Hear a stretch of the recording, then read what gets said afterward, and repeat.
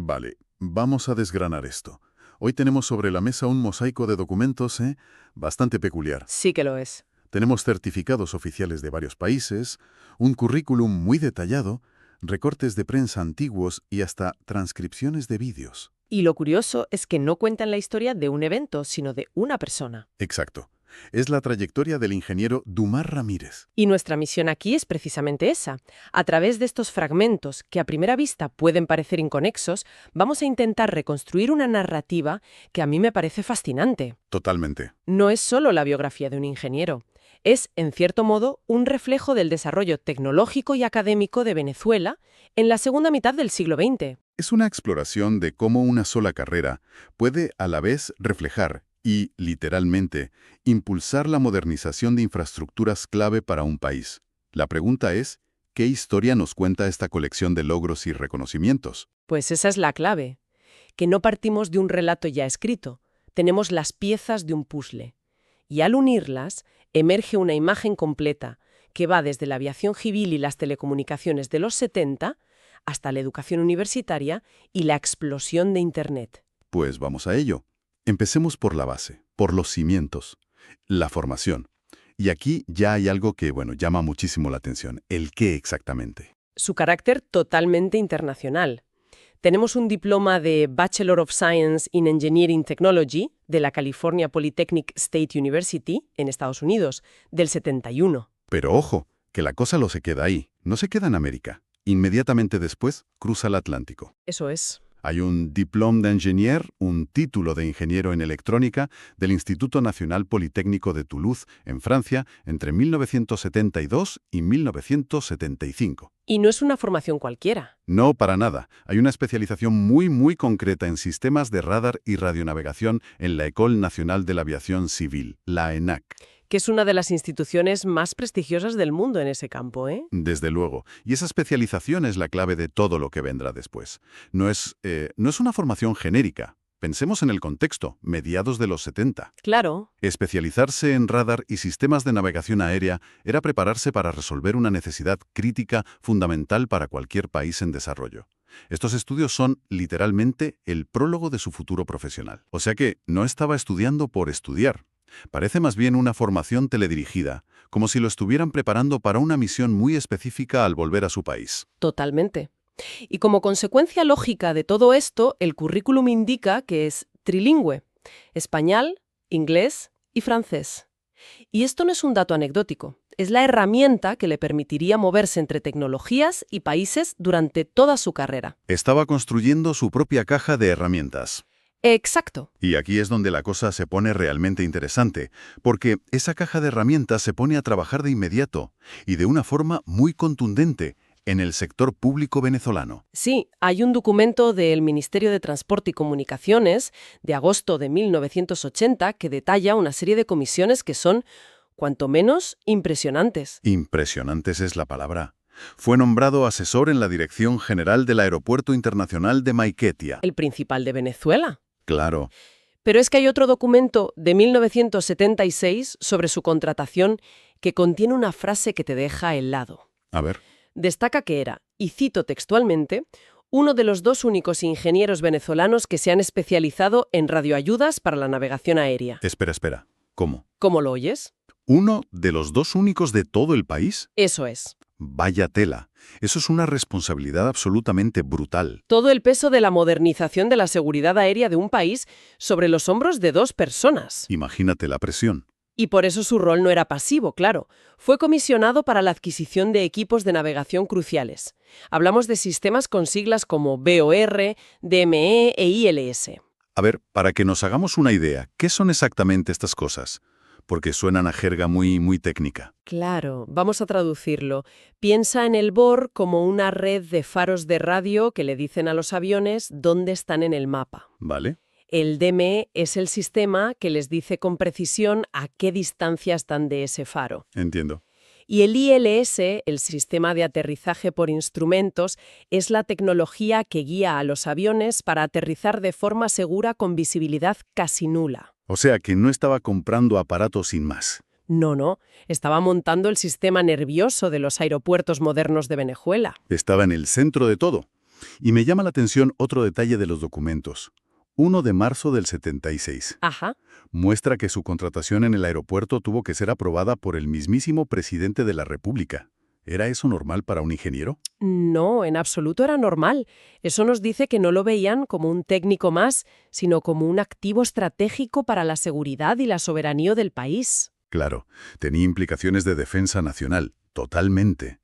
Y esto se confirma con otro certificado que encontramos, su asistencia a un seminario especial sobre seguridad y defensa organizado por la propia presidencia. Estaba operando al más alto nivel. Vale, está construyendo la infraestructura física, los cimientos, pero ¿quién iba a operar todo eso a largo plazo? Supongo que ahí entra la siguiente faceta de su carrera. La académica. Exacto. Una infraestructura sin gente que la entienda y la mantenga, pues no sirve de nada. Y aquí vemos una visión de futuro asombrosa. ¿Sí? Desde 1975, casi en paralelo a su trabajo en el gobierno, fue miembro fundador y profesor del Instituto Universitario de Tecnología Región Capital. Y el currículum nos da una cifra de impacto que, bueno, pone esto en perspectiva. Menciona que unos 2.000 estudiantes de informática se graduaron de ese instituto. Y, lo más importante, más de 360 se especializaron directamente en electrónica aeronáutica. El CB señala que la mayoría fueron contratados por el gobierno. Es que es un ecosistema perfecto. Totalmente. Por un lado, él, como funcionario, define la necesidad del país. Necesitamos estos radares. Y por otro, como académico, crea el programa para formar a los profesionales que van a cubrir esa necesidad. Es cerrar el círculo de una manera brillantísima. Y su papel como educador no se limitó a un solo instituto, ¿eh? Hay una historia aquí que me parece especialmente significativa. La de la universidad, ¿verdad? Sí, tenemos una carta de 1991 del rector de la Universidad Nacional Experimental del Táchira, la UNED, Ajá. agradeciéndole su participación activa y desinteresada en la creación, desde cero, de la carrera de Ingeniería Electrónica en esa universidad. No fue un simple consultor, fue un arquitecto del programa. Y todo este trabajo no es solo una línea en su currículum. Hay un recorte de prensa aquí que lo humaniza de una forma increíble. Es que se titula Relevo de sueños. Ese mismo. Conecta su legado profesional directamente con su propia familia. Sí, es verdaderamente emotivo. Describe un acto de graduación en esa misma universidad, la UNED, Claro. donde Dumas Ramírez, el hombre que ayudó a diseñar la carrera, es quien le coloca la medalla de magíster en Ingeniería Electrónica a su propio hijo, Gabriel. La forma en que lo narra el periodista, de verdad, pone la piel de gallina. Dice, y voy a leerlo despacio porque la metáfora es potentísima. A ver. Las manos del padre, que una vez trazaron los planos de la carrera, ahora ajustaban el símbolo del logro en el pecho de su hijo. Uf, Es la materialización del legado. Es ver cómo un proyecto técnico que empezó décadas atrás florece, no solo en la siguiente generación, sino dentro de su propia sangre. es que eso lo cambia todo. Pasa de ser una historia de logros profesionales a ser una saga familiar, casi de película. Una imagen muy poderosa. Ya te digo. Pero cuando parece que ya tiene una carrera completa y definida en el sector público y académico, de repente la historia da un volantazo. Sí, y nos vamos a la empresa privada y a la revolución de Internet. Así es. La carrera no se detiene en los 80s, se reinventa por completo. El currículum lo posiciona como un pionero en la implementación de servicios comerciales de Internet en Venezuela. Fue CTO, director de tecnología de Intercal Global LLC en Florida, liderando la implementación de la tecnología VoIP. A ver, de nuevo, traduzcamos la tecnología VoIP, voz sobre IP. Hoy nos parece de lo más normal, pero en los 90 y principios de los 2000, ¿qué significaba esto? Significaba una revolución total. VoIP es básicamente la tecnología que permite que la voz viaje por Internet en lugar de por las líneas telefónicas tradicionales. Lo que usamos en WhatsApp, Zoom. Exacto. Pero en aquella época era ciencia ficción. Era disruptivo, mucho más barato y amenazaba el modelo de negocio de las grandes telefónicas. Y él estaba ahí. Ahí, en primera línea. Pasar de los radares, que es tecnología estatal, controlada, a liderar la punta de lanza de la revolución de Internet es un salto mortal. Pero este cambio es radical. ¿Qué mentalidad se necesita para pasar del mundo estructurado y gubernamental de la aviación a la anarquía casi del salvaje oeste que era Internet en sus inicios? Pues demuestra una capacidad de adaptación y una curiosidad intelectual fuera de lo común. Ya lo creo. Y no se quedó solo en las telecomunicaciones. Hay otro punto en su CV que es un ejemplo muy concreto de modernización. Fue gerente de planificación de sistemas y tecnología en una compañía de seguros, Seguros Los Antes. Y ahí hay un dato que me parece una barbaridad. Según el CV, mejoró la eficiencia operativa de la empresa en un 80%. Un 80%. Es que eso es transformar una compañía por completo. ¿Cómo lo consiguió? Pues haciendo algo que hoy nos parece obvio, pero que entonces era visionario. Sustituyó el papel por documentos electrónicos. Claro. Lideró la transformación digital de un sector súper tradicional, como los seguros, mucho antes de que la transformación digital se convirtiera en la palabra de moda. Un ejemplo perfecto de aplicar la visión tecnológica para resolver problemas del mundo real. Y esta trayectoria, este impacto, se sigue reconociendo hasta hoy. Sí. Vemos documentos más recientes. Una placa del Colegio de Ingenieros de Venezuela en 2022, un reconocimiento de la Sociedad Franco-Venezolana de Ingenieros y Científicos ese mismo año, que reitera su aporte pionero. El eco de su trabajo sigue resonando, sí. Pero hay un detalle final, el del presente, que a primera vista parece el giro más inesperado de todos. ¿Ah, sí? Y que, en mi opinión, es lo que une toda la trayectoria. Sí, aquí llego al dato que de verdad me ha dejado alucinado. Después de diseñar sistemas de radar para un país, de fundar carreras universitarias y de ser un pionero de Internet, ¿Qué más se puede hacer? pues actualmente es profesor de español en una academia online llamada Baselang y tenemos certificados de Wow Teacher de 2023 y 2024. Que lo sitúan en el ranking de los mejores profesores de la plataforma, ojo. Exacto. A primera vista parece un giro de 180 grados, ¿verdad? Pasar de la alta ingeniería a enseñar un idioma. Pero si lo piensas... No lo es tanto. No lo es tanto. La vocación por enseñar y comunicar es el hilo conductor de toda su vida. Es la misma vocación que le llevó a fundar el Instituto Tecnológico en los 70. O sea que el qué enseñaba cambió radicalmente, de electrónica aeronáutica a gramática española. Pero el por qué, esa vocación de compartir conocimiento, ha sido siempre la misma. Exactamente. Y no es un caso aislado. También encontramos una placa de la Sociedad Venezolana de Endocrinología y Metabolismo. Otro campo totalmente diferente. Totalmente. Agradeciéndole su asesoría en tecnología.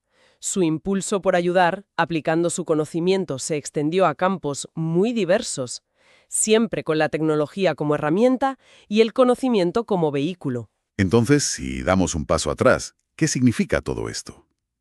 Hemos trazado un arco que va desde la formación especializada en plena Guerra Fría, pasando por la construcción de infraestructuras nacionales en Venezuela, la educación de miles de profesionales, el impulso a la revolución de Internet. Y que culmina en una dedicación constante a la enseñanza que continúa hoy. Eso es. La conclusión para mí es que estos documentos no solo validan una carrera impresionante, pintan un retrato de cómo el conocimiento técnico, cuando se aplica con visión a largo plazo, puede generar un impacto que trasciende generaciones. Es la historia de un constructor, ¿no? Sí, en el sentido más amplio y noble de la palabra. No solo construyó sistemas de radar o redes de Internet, construyó programas educativos, modernizó empresas y, al final, construye puentes entre culturas a través del idioma. Es la historia de un constructor de infraestructuras, tanto físicas como humanas. Y eso nos deja con una reflexión final para darle una vuelta. Estos documentos muestran una carrera construida sobre la base de proyectos a gran escala y una dedicación sostenida en el tiempo. Décadas de compromiso. Exacto. En la era actual que nos empuja a la especialización súper nicho por un lado o al cambio constante de trabajo cada 2 años por otro, esta historia obliga a preguntarnos algo. A ver. ¿Estamos perdiendo la capacidad de construir legados de largo alcance por nuestra obsesión con la inmediatez? ¿Qué lecciones podemos extraer sobre el valor de la especialización profunda y el compromiso a largo plazo para generar un impacto que de verdad perdure en la sociedad?